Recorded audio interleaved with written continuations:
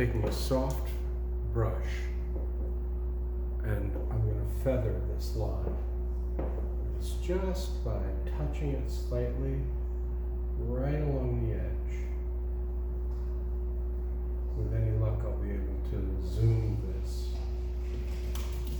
and you'll be able to see the effect. Hopefully you can see it.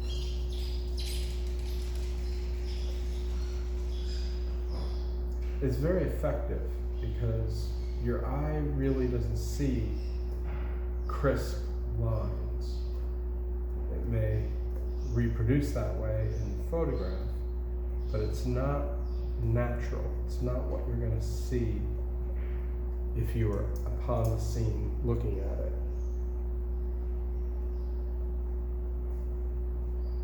It's painstaking, and it's also the beauty of oil paint because it's blending as you touch, because obviously it's not drying very quickly. So, all right, I'll come back to that area. But the key is to use a dry, soft brush. Now I'd like that feathered a little more, so I'm going to get a little bit more aggressive to pull the paint from either side, the light side and the dark side. I'm pulling them together to blend them. It takes a little practice. You just have to keep trying it. But you'll see in time that you can get a really, really nice effect to soften the line.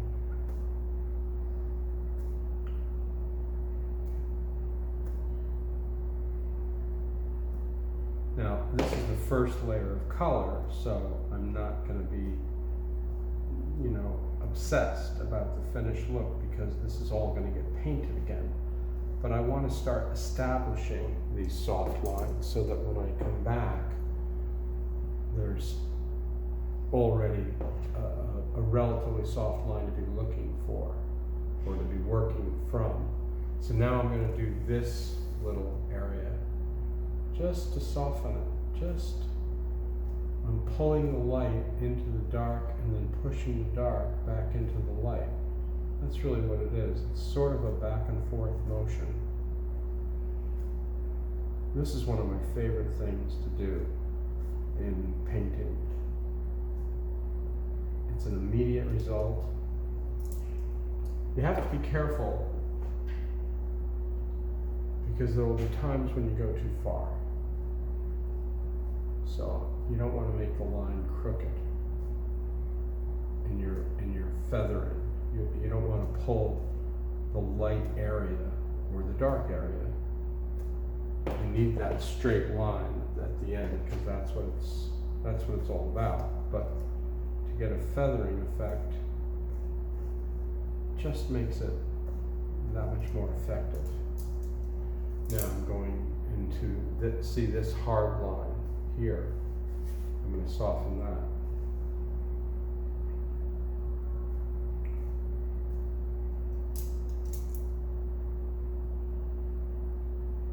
And there will be times when, certain areas you want a dry brush, and then certain areas you need to go at it with a brush with some paint on it just to start the blending a little more effectively because you're adding paint.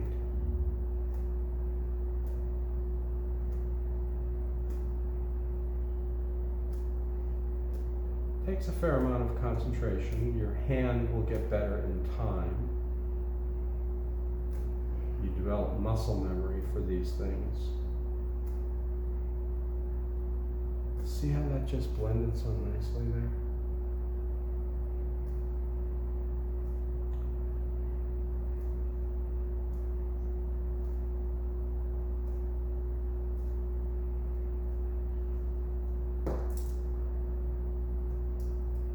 And then this I've already blended, this line, and then you can see here it's a hard line, so I want to blend that. And obviously it's a little easier when you've got more room rather than these thin lines. So you've got more room to push and pull. And your dry brush is going to pick up pigment, so during the process it becomes what I would consider a wet brush. But that's blended now, and the same will go down to this.